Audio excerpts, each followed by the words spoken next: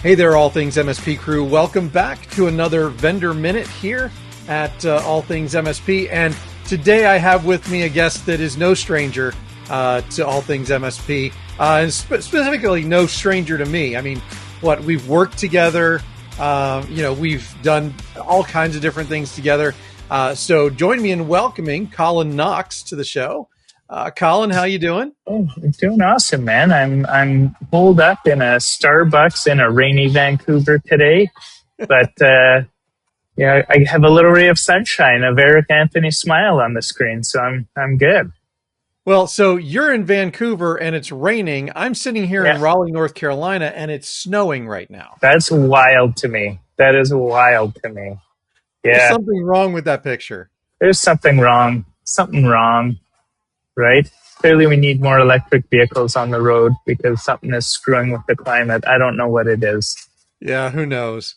So, it's been a while since we chatted, and I know that this year you guys have focused a lot on helping MSPs with marketing. So let's just kind of dive into that. I know you launched something, it was really early this year, sometime like early January, late January, something like that. Was it MSP Studio? So love marketing, have loved doing it and being creative in my MSP. We grew very fortunately there, famously, infamously grew that by $1 million a year, every single year for 4 years. So had probably a decade worth of MSPs asking, can you help us? How can you help me with this? How can you help me with this? And finally, to what you said earlier, late January, we launched this free resource hub of marketing assets and marketing collateral for MSPs. That was just to give something to the industry because so many MSPs were saying, hey, I don't know what to talk about. I don't know what to post. I don't have a graphic designer. I can't spend hours doing all of this stuff. And so we did, and we built that and we launched it, and it took off really fast. We hit 100 some in our first month, 300 some within a couple months. And, we're 10 and a half months later, we're well over 1,800 MSPs that have come through that door, which, blows my mind right now. But, a lot of MSPs went and they were great with the DIY. Hey, thanks for that, and doing stuff. And then a bunch kind of came to me and they were saying like, this is awesome. I love it. Man, now I'm trying to figure out and edit and put my logo on this. And I'm still trying to fight with LinkedIn's really crappy scheduling system and do all of this stuff. So it's not getting done, right? Can you help us with that somehow? So I went back to my team and kind of said like, hey, how can we help with this? And they said, we build financial software, right? Like we do billing for MSPs. I was like, yeah, I know, but they're asking for this. Let's find a way to help them. And so the team, buckled down and we built a product around it now where we've got all of this amazing content in there.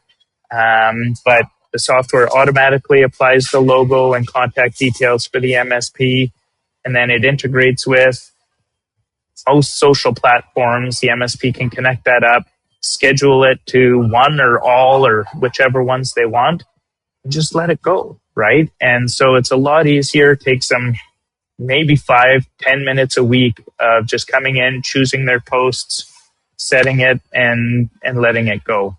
And so that's really started to take off really well, and it's been pretty fun to watch that. That's awesome. Now, give me an example of some of the free types of content that are available for MSPs just to download for free and use. Yeah. So if you hop over to mspstudio.com, there's a quick, registration form to fill out, and you hop in there. I mean, it covers such a broad array of stuff. There's general managed services. Hey, what is an MSP? What is proactive IT? What is all of that stuff? But then it's got full marketing kits across things like AI tools, product category specific stuff like business continuity, cybersecurity awareness, email security, even as specific as M365 backup. And it just goes on and on through all of this stuff to give them content to talk about, right? One thing I remember big time when I ran my MSP, that the conversation will never evade my memory banks. I could have complete, forgotten memories. Man, I got called into the CFO's office of our largest and anchor client. And he's like, hey, I want to introduce you to these guys. And we've just hired them to take care of whatever. I don't even remember exactly what the service was. It was something about their collaboration with SharePoint or something. Now I'm dating myself. SharePoint was a real thing back then, not this OneDrive fancy stuff and easy stuff now. But I was like, okay, cool. Hey, nice to meet you guys. I was very cordial, very everything else. Those guys exited stage left to go do what they were doing. And the CFO's name, Jeff. I said, Jeff, I'm personally SharePoint certified. We offer SharePoint management, configuration, administration, all of this stuff. And he goes, oh, I had no idea about that. What else do you guys do? And I was like, oh my God. And I walked him through the list of all the stuff that we could do and what we offered and everything else. He goes, I had no idea. I thought you guys did IT support and backups.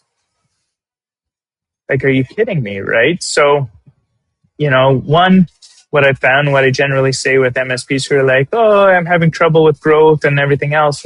Like, nobody's going to hire you if they don't know you exist. So one, you need to be out marketing. You need to be out talking, doing stuff on social where the entire world is, and that's their playground. Need to be doing that. But the other part is making sure everybody, whether they're a client or not yet a client, knows everything that you can offer. And that's not just, oh, we take care of IT. No, it's digging into cybersecurity. Awesome. Not just cybersecurity. We protect your endpoints. We protect them in office. We protect them remotely. We do all of these things. So yeah, we've got all of this marketing content that goes, I think there's 18 marketing kits in that free version. We've got pre-written emails, blogs, lead magnets, PowerPoint presentations, social posts with graphics, all of that stuff. We'll drop all of that and more content into what we call MSP Studio Plus, which then adds all that rebranding automation, the post scheduling, everything else to just simplify it further. That's great. Now, I'm going to date myself a little bit here and say that when we used to do our marketing, when I had my MSP, and we were trying to figure out, kind of filling that gap that you were talking about between what we do for them now and what we could be doing for them that they don't know about yet. We actually had a spreadsheet that we kept that said, this is all of our clients. These are all the services we sell. And it had a checkbox in the ones that they were currently consuming from us. Yeah. So we would know who to go and reach out to. And, this is one of those things that kind of helps with that in terms of being able to present your entire stack to them, but have, kind of that content creation piece of it done for you.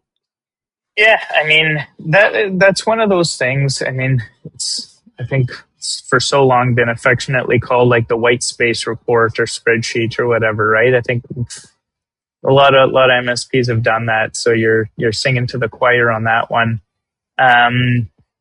What's interesting, obviously, is it's been really tough for MSPs to keep up with that, and I'll say, yes, guys like you and I that ran MSPs a good while ago, did that stuff, but it was a lot easier, right? Like we only resold 5, 6, maybe 7 or 8 products at that time. With what Gradient's doing with all of we reconcile billing for all these MSPs across all of their different stack of everything they resell. The average is reselling 17. We've got people upwards of 50 plus services that they're reselling now, right? So we have made an easier way for some MSPs. If you need help with billing and everything else, we actually have another feature we can turn on, which gives you that immediate reverse view of, yes, when we're doing billing, we can show you everything that everybody's using and in what quantities. But our system will also give a reverse view option for that, which we just call expansion potential, which now shows you everything that everybody's not buying from you and how much they would buy and quantifying that. So yeah, that's kind of how some of this stuff all came together is we launched that feature and system, geez, well over a year ago, or maybe 2-ish years ago now. And we had a bunch of those MSPs come back and say, hey, this is cool. I see all my gaps now. And who I can say, do you have any marketing stuff that I can use to, like, hey, my MDR or my, security awareness training, what can you do? And we're like, okay, well, maybe this would be a good lead magnet for us. And we, build that and give it out to people and start to take off. So it's just been this interesting evolution for us.